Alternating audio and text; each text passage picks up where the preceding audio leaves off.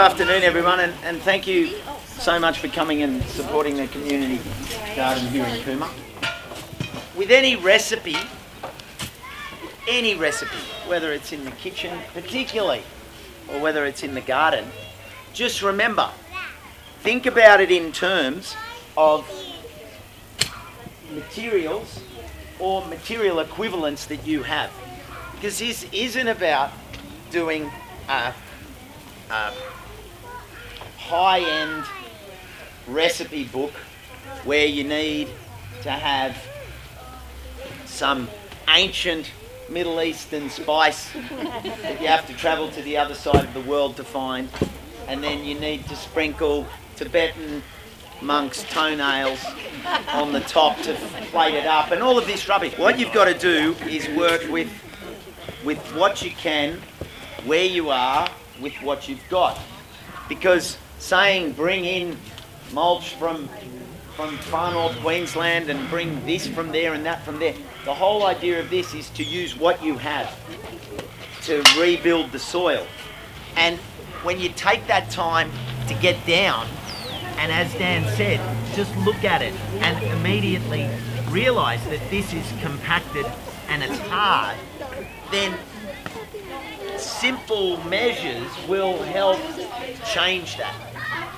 And the whole idea of the no-dig method is that this is for anyone that doesn't have to do the hard work to try and dig it all up. So that's the context I want you to be clear of. The materials we've got here are things from your community. What you've got, where you've got it, let's use it and do it. So the first step here,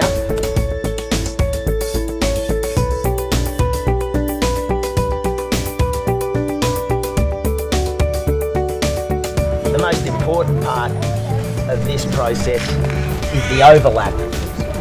So whenever you're doing something like this, make sure you overlap by about a third. And the other thing, have a watering can like that and drop a bit of water on it straight away, then it doesn't.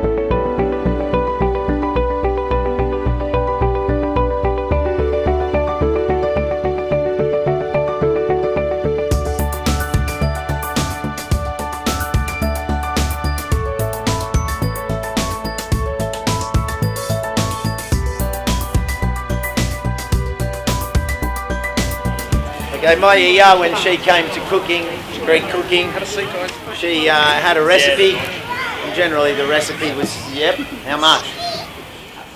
That much? Get to know.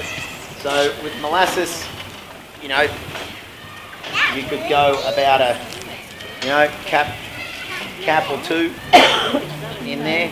I mean, you can go a bit more if you want. If you really want to have hyperglycemic microbes.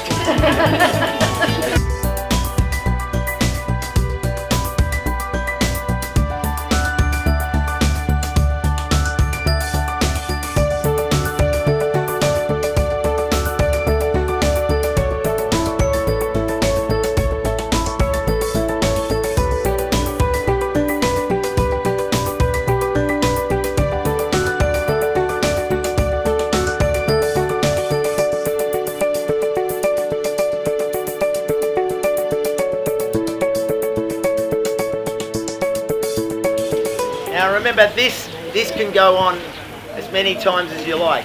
When I did my nature strip on Gardening Australia and I had to cover up the street dead grass and whatever, I did this layer with manure, with the molasses watered into straw. I did a next layer, Yeah. then I watered in with seaweed emulsion, sea salt. Yeah. Then I put chicken manure and chicken scratchings or pellets if that's all you've got. Then I put another layer and I put compost and watered that in with worm juice, and then I put another layer and opened that up and planted in it. So, you know, you can just do a single layer like this at the end of the season just to rejuvenate, or if you really want to buff it up, do 150, then another 150, that's 300, layer it up, and then break it down. Okay? You could do that layer, and then in the top layer put a green manure crop. Put a rye, a lucerne, an oats, and a green manure crop, let that grow up, chop it down, and then plant. And you watch what happens. You leave all the roots where they are. Beautiful highways of oxygen for minerals and so on. So this is kind of a multi-layered demo. You can do it once, or you can do it 3 times.